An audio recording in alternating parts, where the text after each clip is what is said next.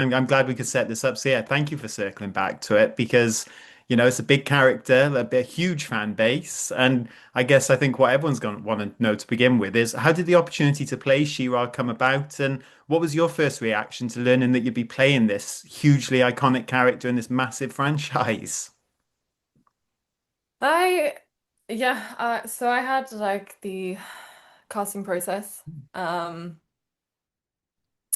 I'm not sure how many people they were choosing between, but I kind of went for a photo shoot, and I think because they kind of put us in kind of like a sporty kind of outfit so you can see the body, because I think they were kind of looking for who had the closest physique to the Shira they had in mind. And yeah, and just yeah, I guess the whole like look and vibe. And then I can't remember how long it was until my agent contacted me to say I got it, but I don't think it was too long. But yeah, I was so excited, and of course, I did not expect I did not expect it to blow up like this, and I didn't realize how many fans Shira has. Yeah. Yeah, it is crazy. It's a massive franchise. And for you to go, when you got the role and to get on set to put the full costume on for the first time, how did that feel? And was it quite a long process, a lot of costume fittings and obviously design work to get that right? Yeah, well, first of all, it felt amazing being in the Mm. costume. I felt like a superhero. It yeah, just as now the whole process was amazing to see as well because I was going back and forth a few times for fittings, and I had some 3D scans so they could get it to my measurements, and it was really it was amazing seeing the process of the costume being made because every time I went back it was kind of transforming slowly into the She-Ra costume. And I mean, yeah, the costume makers are incredibly talented. It was super nice as well. And yeah, and then for it to finally to see the final product and to wear it was surreal. I didn't want to take it off. Yeah, I can imagine. And of course, the same time you're holding that very iconic sword of protection, She-Ra's sword. So amazing prop. It must have been like to have on set. What was that like to carry that and do those Yeah, it was things? like the cherry on the cake. That sword. When I'm gonna finally, it was heavy. Like it was a heavy sword. It was a proper sword. And I mean, as you can see in the scene, I start holding it up. Hmm. So I was holding it up quite a bit. So in between, not that I was, not strong enough, but in between takes, the armorer would come and take the sword away like every single time. I was like, no, I can hold it, it's fine. But it was like a Yeah. very precious sword. So he was like, no, I'll take that. That's Um, awesome. And of course, it must have been a lot of secrecy. So, was it quite a closed set when you shot those scenes? Did you have to sign an NDA to obviously keep all this under wraps? Because that was a Of big course, surprise. we all have to sign an NDA. Yeah. But then, of course, as soon as the movie comes out, everyone who had any like role in the film just starts like posting their Yeah. BTS. Um, so I didn't really see any of the cast Hmm. much. I met Nicholas Galitzine briefly and Oh, Travis Knight, but I was very like it was like I was kept by myself to, yeah. for the makeup, but then to get my hair or the wig on, and then I was kind of yeah, I wasn't surrounded by a lot of people. But then when it came to filming, yeah, obviously there's a big crew on set. It's amazing how much goes into to behind the scenes that people don't see. And yeah, it was just like yeah, finally being on set and seeing the whole set was like I don't know, it was a bit surreal. It was like a Yeah. dream. I still feel like as I'm because it was I was filming this a year ago, so now I think about it, it's like a bit like a dream.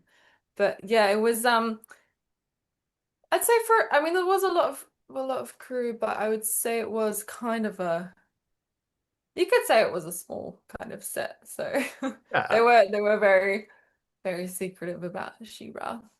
Yeah, for sure. And of course, we're watching, in the cinema at home, and we see this amazing kind of alien world in the distance. Obviously, that's not there for you, but was it a lot of green screens? Did you have any kind of props around you with where you're standing, or was it very much all I obviously mean, a done lot of the afterwards? set was there. Oh, wow. It was quite big, but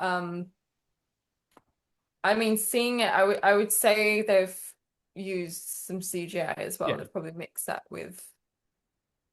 So I've been asked this as well, was there a green screen? And I actually can't remember. I don't remember if I saw a green screen or not. And I don't think I did, but I guess yeah. I mean, there needs to be.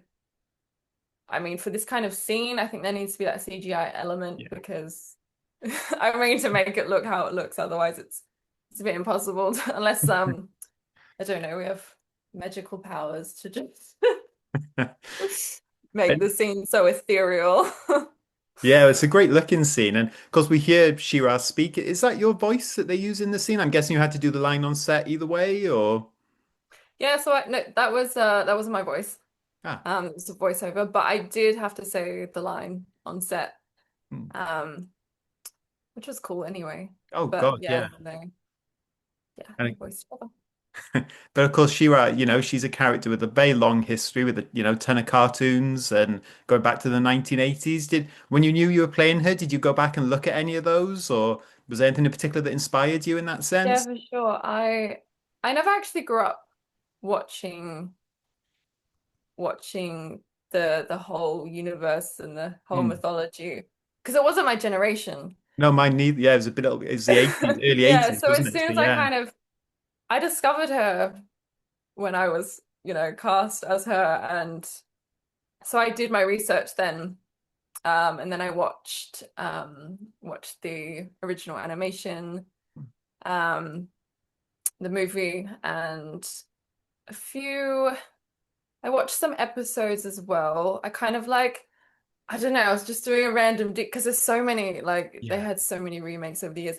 So I was kind of like dabbling in a bit of this, bit of that, watching a few YouTube videos and like just kind of getting an idea. But yeah, she's just such an iconic character. And I mean I fell in love with her straight away and I resonated with her straight away. So I'm really grateful I got to portray this powerful, kind of strong, empowering character. Yeah, for sure. Because she is the Princess of Power, and we've talked about the Yeah. fans a few times. And since now, obviously, the word's out that you played her, have you had any particularly special fan interactions, or is just the overall feedback just been something you've really been excited to see from people who have obviously been thrilled to see you play the character? It's amazing and especially there's been so many positive and supportive comments, Hmm. which makes me hopeful that social media can still be a kind place. So let's hopefully keep it that way. But I was not expecting that at all. I didn't realize how big of a fan base Shira had. Um, Shira fans are amazing, by the way. I love Shira fans. And yeah, I was not expecting that. I mean, when I first posted, I was expecting just, a few, because I've never had that much like engagement on my posts. I'm expecting maybe like my friends and family to see it and kind of be like, oh, cool, like great job. I was not expecting it to blow up like it did at all. So I'm just kind of rolling with it and um, taking the opportunities that are coming from it and um, yeah, it's been amazing so far and just yeah, rolling with it at the moment. Yeah. Well, I know you're doing some convention appearances, I think, as well in the UK and Germany. I think this Saturday is your Yeah, first one. So so how's this that Saturday I'm feel? doing Bury St. Edmunds and then in September um CastleCon in Germany. So that's gonna be amazing. I'm really looking forward to meeting the fans. And I'm so like after seeing all the positive comments, I'm yeah, like even more excited to meet the fans. Um yeah, I'm looking forward to it. And I Yeah. hope I can do more as well. Hopefully more come up and then I can get around. and meet more people because I've seen some comments being like, "Oh, can she come? She come here? Can she come to like Mexico and like here?" And I'm like, that'd be cool. To Yeah. make it happen. Yeah, absolutely. Well, fingers crossed on that front. And, Travis Knight, obviously, he's talked about wanting She-Ra front and center in a sequel. And, fans have responded so well to the film. So if he would come calling, maybe give you that opportunity to take on the role. I saw on your Instagram, you've done some wire work, some stunt work. How would you feel about Yeah, maybe taking it forward with Adora? I mean, I'd be absolutely open to it. I mean, to play a character like that would be an amazing opportunity. I would be super grateful. And to be able to use my skills as well that I've, worked hard to kind of develop would be also amazing to incorporate that into a role. So yeah, I mean, if he comes calling, let's talk. If also if he thinks there's someone else he has in mind that would be more suited for the role, then fine. But I'm a big believer in whatever is meant to be will be. So Yeah, and you will always be the first actor to have obviously played a live action She-Ra, so that's got to be a pretty special feeling, in a yeah, post-credit scene like I'm this. realizing that, and that's pretty iconic. That's yeah, like people keep saying like the first live action Shira, like that's you've made history, and I'm like, yeah, I'm just taking it all in. That's yeah, I didn't even think of that like think of it like that before. But yeah, that's pretty I'm so grateful for this opportunity. Yeah, and talking of Travis, did you work a lot with him on the scene? Like, because I know he's talked a lot about this character. He's clearly a big fan himself. So did he have any specific direction for you while you were working together on that one, or was it very much a case of you going and filming that scene and then obviously tinkering with it afterwards, maybe? Yeah, I mean, even the end credits, it was so like I think they knew what they wanted. They had the vision in mind, so they were kind of obviously giving me direction of what to do and with the sword, and I was kind of, helping to bring that to life. I think we tried like a couple of different things, and as you do, but it seemed, yeah, from the get-go, it's like, okay, they had like their vision was pretty clear, I think, of what they kind of wanted. Yeah, and you mentioned before the costume made you feel like a superhero, but to be standing there wearing that, well, it's like a cartoon come to life, really, wearing that costume. Did that help you a lot with what you needed to do with the performance? You said about lifting the sword and just striking that kind of heroic pose. Being in that costume was a big help. No, yeah, for sure. Yeah. And I think actually the weight of the sword helped as well because it just felt, just the whole thing felt more real. And yeah, it definitely helped me feel like more powerful um, and strong. And yeah, and I hope that kind of came across on screen. Yeah, definitely. And just one final question for you, Lauren. I've seen on your Instagram you've talked about characters like Harley Quinn and Lara Croft you'd like to play, and you've now made this debut as She-Ra. Any dream roles moving forward? You've got your eye on now that's kind of paving the way for that, and the attention you've Done your obviously got. research. Yeah, I always thought that being Lara Croft, playing Lara Croft in Tomb Raider would be probably my most ideal role. Um, because it kind of mixes, obviously, like I would love to mix the action with acting. And it's such like a badass, that badass, powerful woman, also like Wonder Woman, those kind Yeah. of roles. Um, so that definitely be um a goal. And yeah, Harley Quinn would just be such a fun role to play. That would be another role I'd love to play because I it's kind there's something fun about just playing like a completely mad, crazy but fun character which obviously there's the action in that as well. Um yeah, there's and you can really let loose with those kind of characters as well. So that sounds really fun to me. I also would love. So I heard they're making a new Call of Duty movie, Yes. which I'm excited about, and I think everyone is waiting for that one. I'd love to be in that actually. That would be a fun movie. That would be really cool. Because I used to play COD. I used to like playing COD a lot. Ah. So that would kind of be very nostalgic. And do you know, there's don't know why, but Twilight.